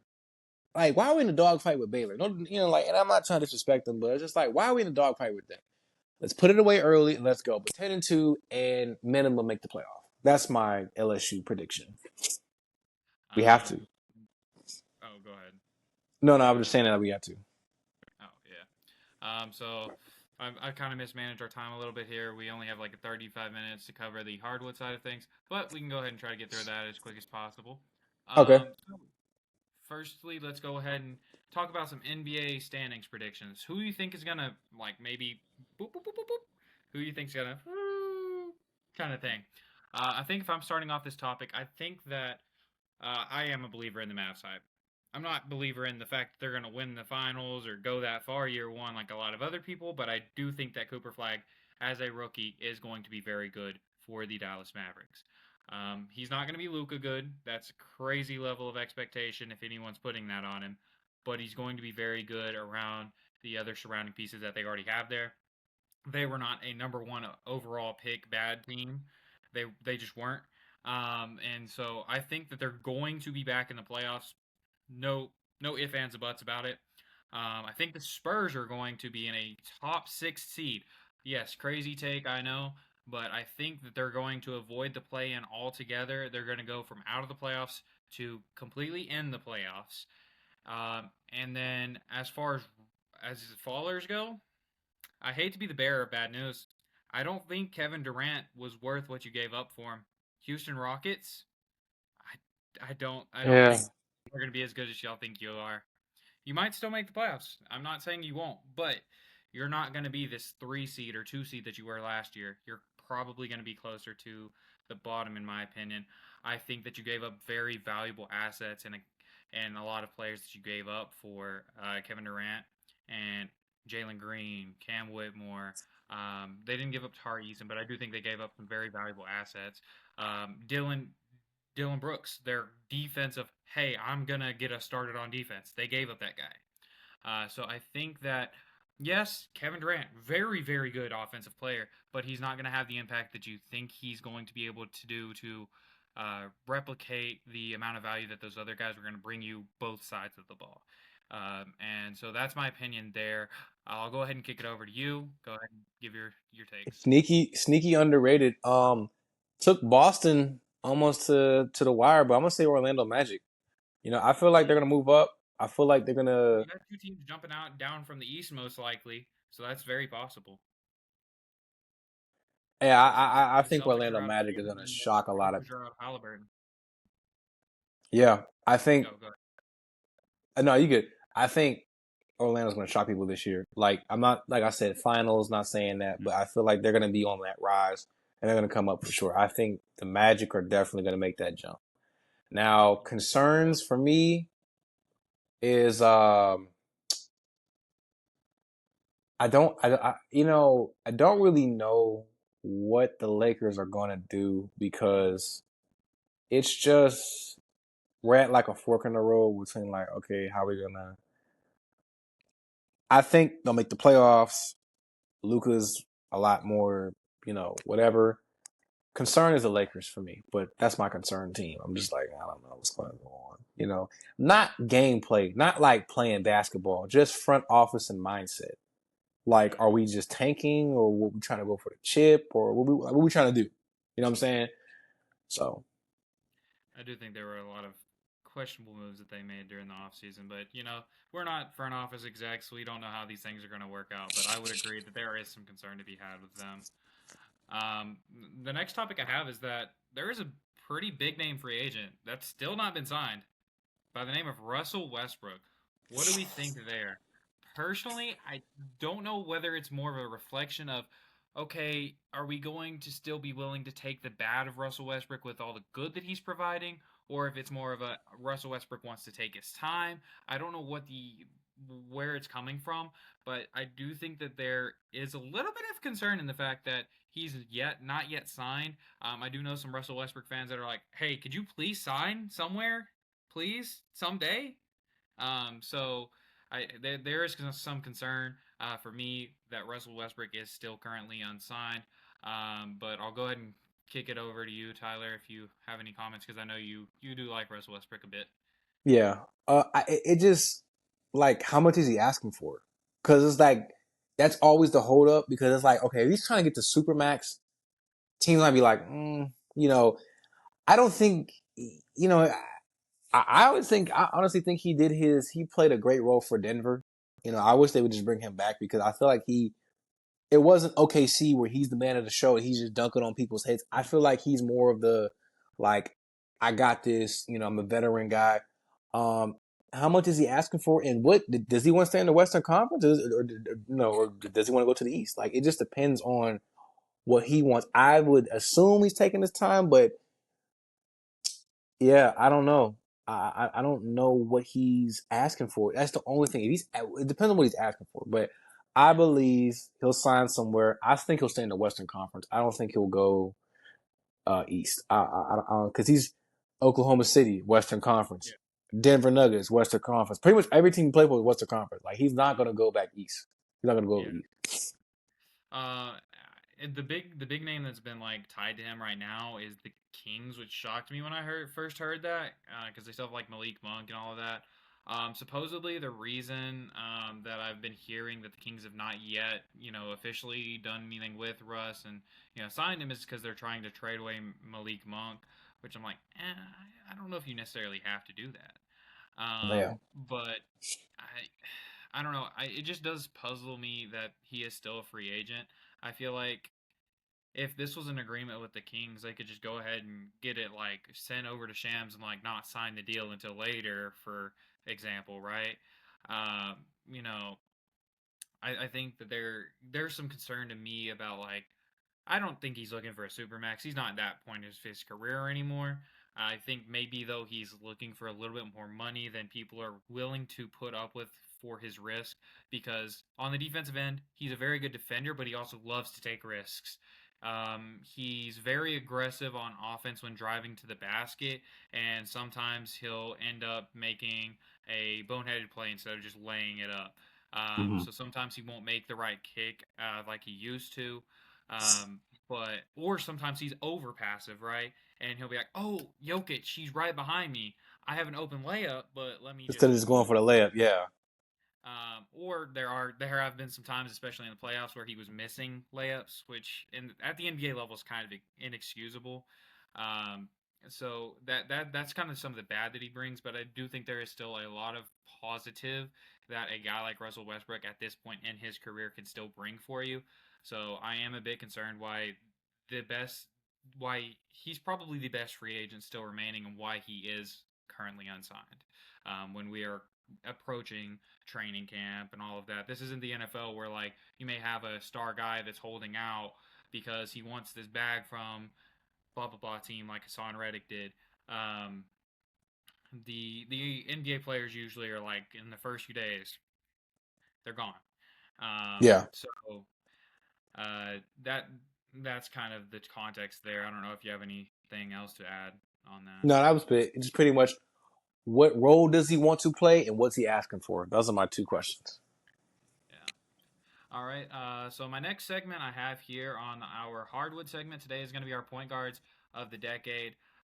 So I haven't done as much research as I probably should for this segment, but in the '60s is kind of where I want to start.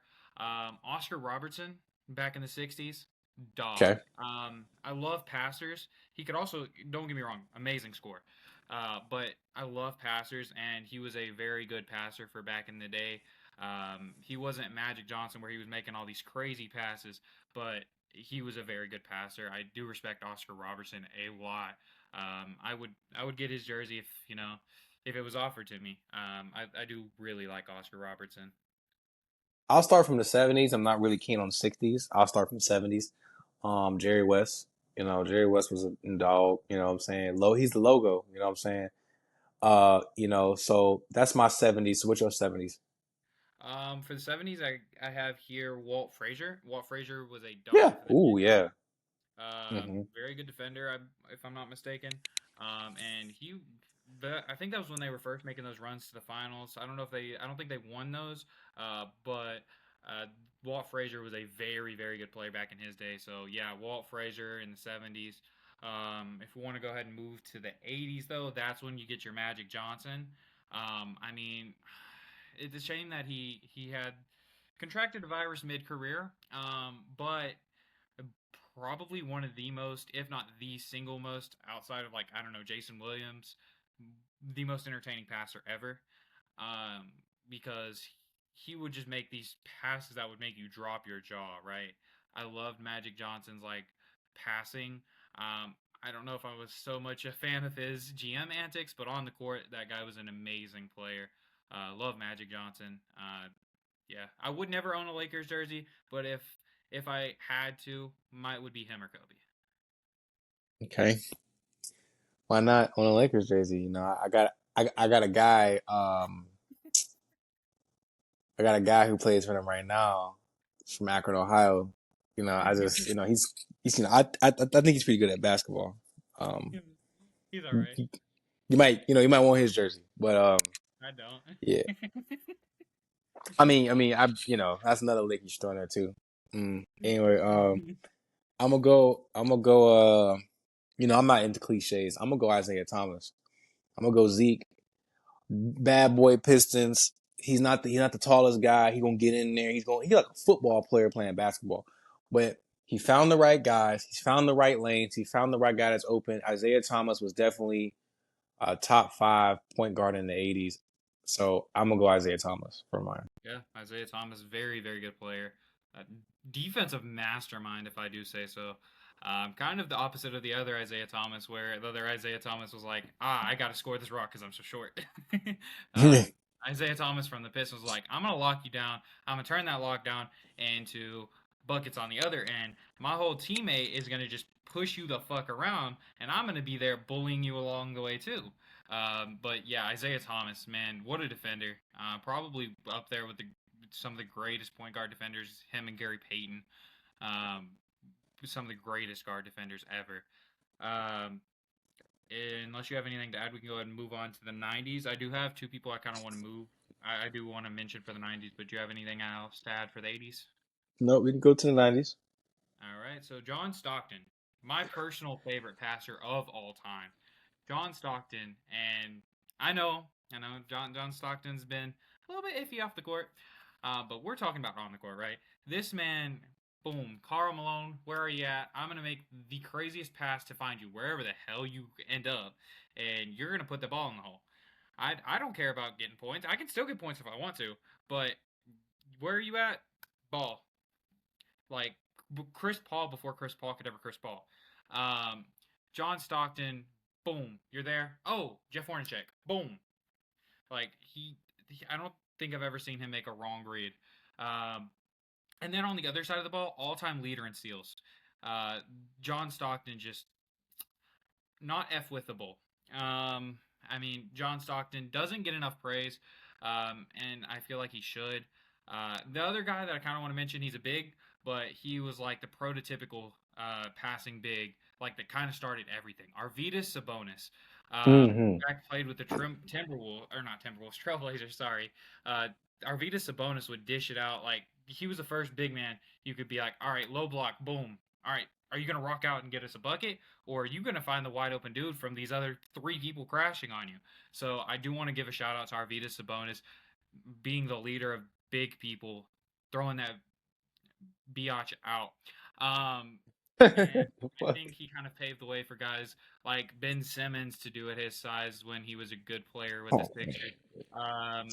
For kind of what Braun does now. I mean, no forwards were ever playmaking before really Arvydas Sabonis started doing it.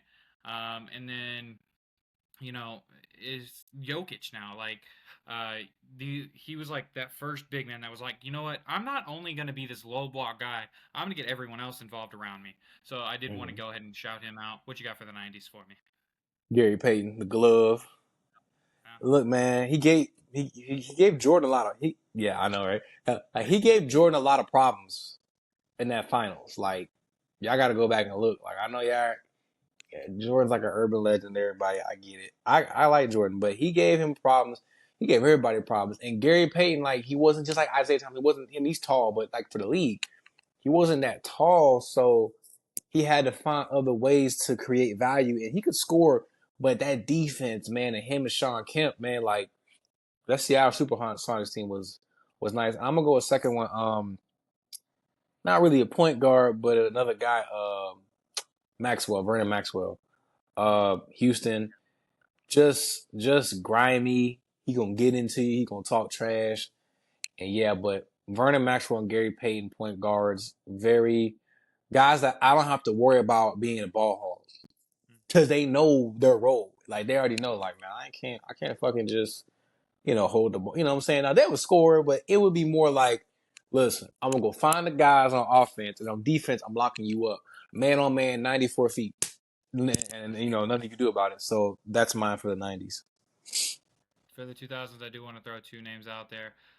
The most creative passer I've ever seen in my life, other than maybe Magic Johnson, maybe even above Magic Johnson. I mentioned him earlier, Jason Williams. Jason Williams would like create a pass out of thin air off of his elbow, and like I don't know how he did it. He bounced around a lot, whether even in college, really, because his grades kind of sucked and his coaches kept moving. But I mean, for every destination he was at, that man could play make the heck out of the ball. Even when he was with the Heat, I believe he was part of some of those finals runs with Braun. I mean, I guess that was later in the 2010s, but Hmm. I mean, Jason Williams, whew, some of his passes like how, how do you pass it off of your elbow that accurately? How do you do that? Please teach. Um, and then the other one, you have to shout out the point guard. You just have to. There's no option about it. You have to shout out one of the greatest pure point guards and the guy that's keeping the pure point guard build alive to this day, Chris Paul. And I mean, Yeah, he's yeah. he's he's a bit of an a-hole. I'll agree. He is quite a bit of an a-hole, but I mean, you have to respect the legacy that he's put out there. So I'm gonna mention him. I'll go ahead and kick it back over to you, Tyler, if you got anyone for that. 2000s point guard, I would probably say. So this is because like this is when like the guards and the bigs kind of took over because you had Shaq and David Robinson. Like it started to become more of that. But man, point guards in the 2000s, it's kind of wasn't going away. But There were I'm gonna less go of them. Steve Francis. I'm gonna go Steve Francis. Steve Francis and the Houston Rockets. Back-to-back Rockets guys, I see.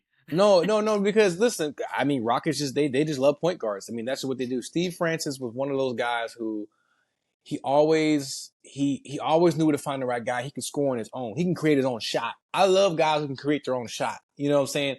Oh, okay, coach forgot to run the play in. Boom. Okay, boom. I'm gonna just tween, hit that. Not every time down the stretch, but just hey, we need quick 6 points. Okay, I got you. Steve Francis was definitely a guy that he could just create his own shot. So like you can always just rely on him. He was mature. He was like the adult of the team. Like he was like the parent, like kind of like, hey, we you know what I'm saying, like we ain't doing that. But I'm gonna go Steve Francis, man, number three. He had the icy number three jersey, but Steve Francis for Ooh, sure. we're forgetting about someone. I don't know if you call him a shooting guard or a point guard, but AI. We calling him a two though. Yeah, yeah, I respect that. yeah.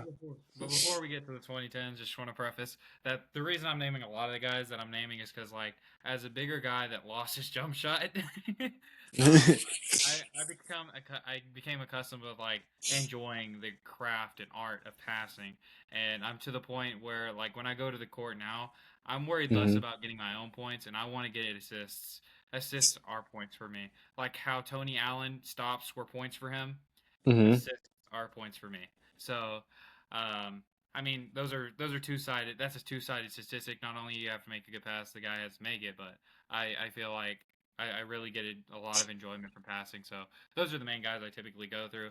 Now, the 2010s pick is completely on the other opposite side of that. Not saying he couldn't pass, but he wasn't exactly notorious for it. We're going with Mr. Unanimous MVP, Stephen Curry. I feel like unfortunately there's not another name that you can really go to before Stephen Curry.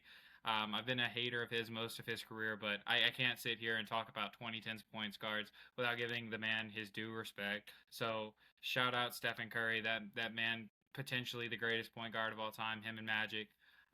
So yeah, really crazy good shooter, obviously. But yeah, Steph Curry. I'm gonna go Kyrie Irving.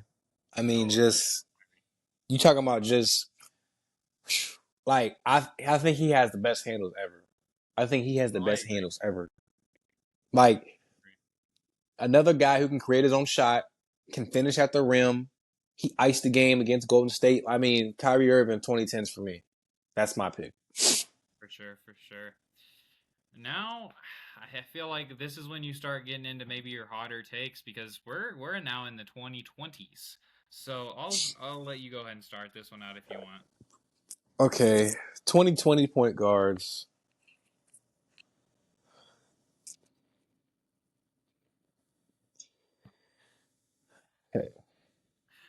I wanted to be him so bad, but You said you want um, to say Braun. I mean, I can, but I don't I think feel you can like do yeah, LeBron's like a point forward. Yeah, he plays LeBron literally plays 1 through 5. So I'm just like, um, I will go with damn, I just had his name in the tip of my tongue, and I just when I was talking about LeBron, not him. Wait a minute, what is his name? I just had his name. I just was about to say his name. Here you go. I'm gonna say my.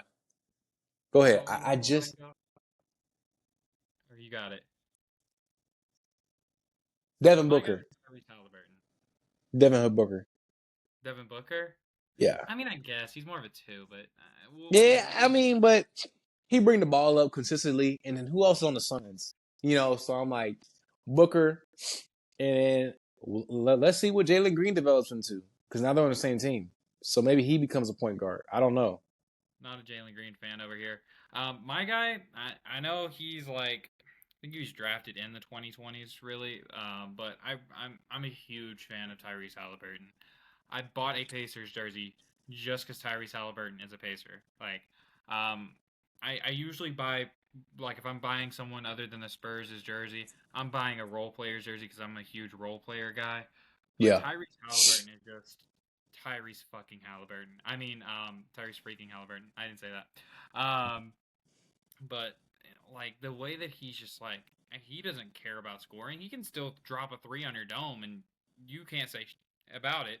But um, the fact that he's just like he took what he looked at Chris Paul and he's like, you know what, I'm gonna keep that mantle going. I'm gonna be the pass first point guard of this generation, right? And he's done whatever it takes. If he has to hit a shot that no one else in the world could probably hit in that specific situation, dang it, he's gonna do it. Uh, hmm every single game winner that the Pacers had that entire playoff run, he made every one. Tyrese Halliburton. Now, it's going to be really unfortunate because the Pacers aren't going to have him next year, but I have to say Tyrese Halliburton. I love Tyrese Halliburton with every fiber of my being. Yeah, I Like, would say Booker for me, and then De'Aaron Fox. oh, I love De'Aaron Fox, my current Spur guy. Yeah, Um, so freaking fast. I feel like we yeah, kind of he's zoomed over Russell Westbrook after just talking about him, but Russell Westbrook's definitely within those decades. Is whether you want to put him in the thousands or tens, I do think he's well 2010s, in that 2010s. conversation. Um, But the last topic that I really have here before we, get some plugs out of the way, is just our kind of team expectations. So for me, I'd say I'm a Spurs fan, and for you, I know you're a Braun fan. So I can go ahead and lead it off unless you got some stuff to say about Braun. Just Lakers, Luka and Braun. Just make sure you make the playoffs, and let's just see where we goes from there. That's all my thing. And just get in the playoffs. All right. Any other teams that you wanted to speak on before I kind of talk about my Spurs? Um, let's see what Golden State looks like this year. What's going to happen, Yeah. like with everything, like are they going to blow this up or what are they going to do? And then I want to see what Orlando looks like. Remember, I told you what Orlando. Like, I want to see what that looks like. Love Paolo It Banchero. looks like they're starting to put something together. Yeah, but go ahead. Desmond Bain, Paolo Banchero, Franz Wagner. Love all those players, except for Desmond Bain.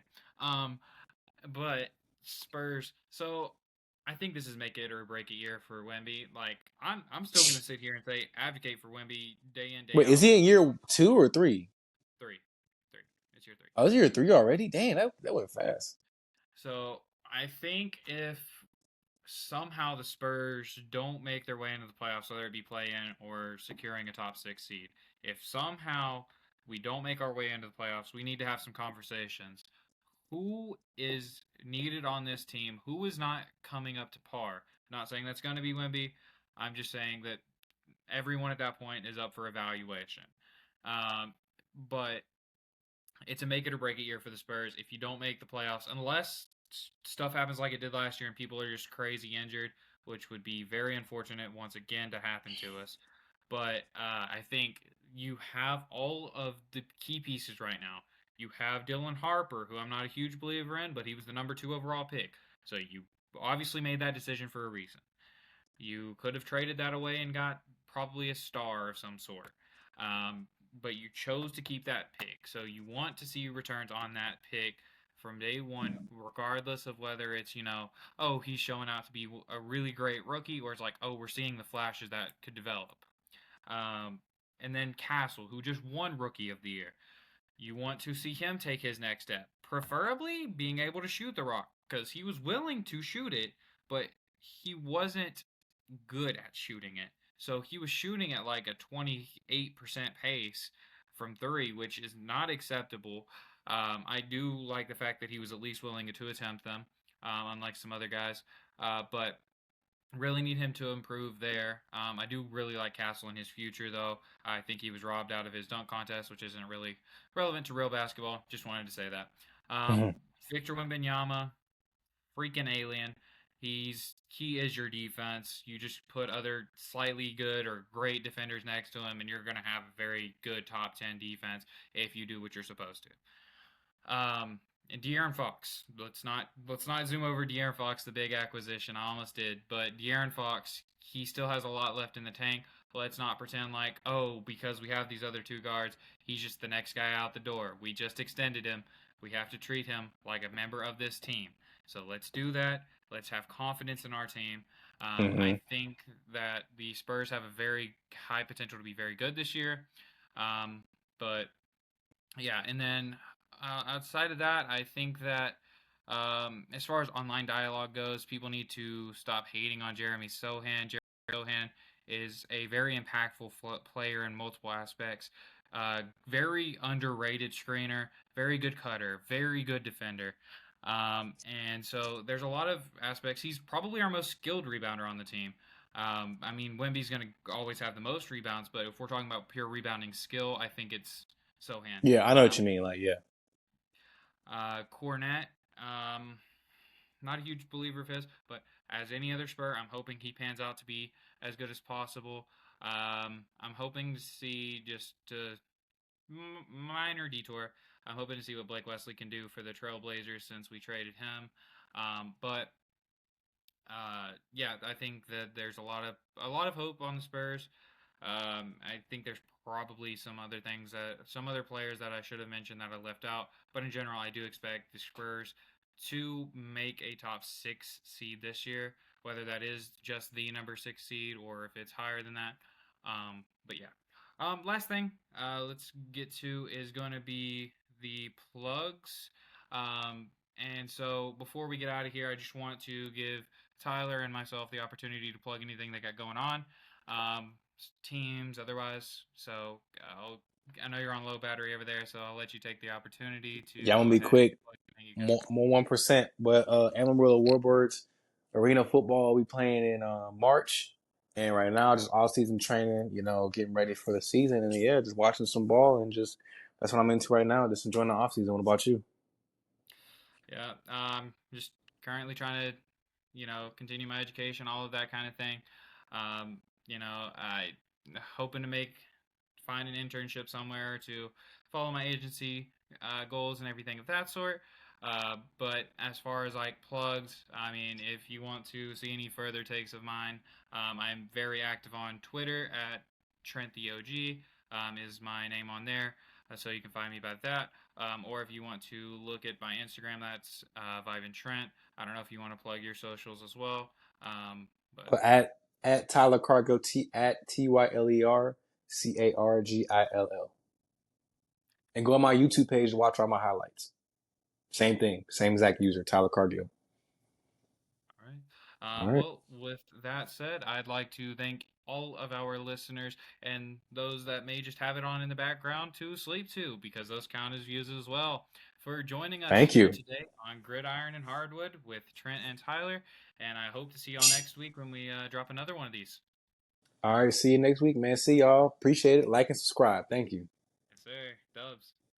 Peace.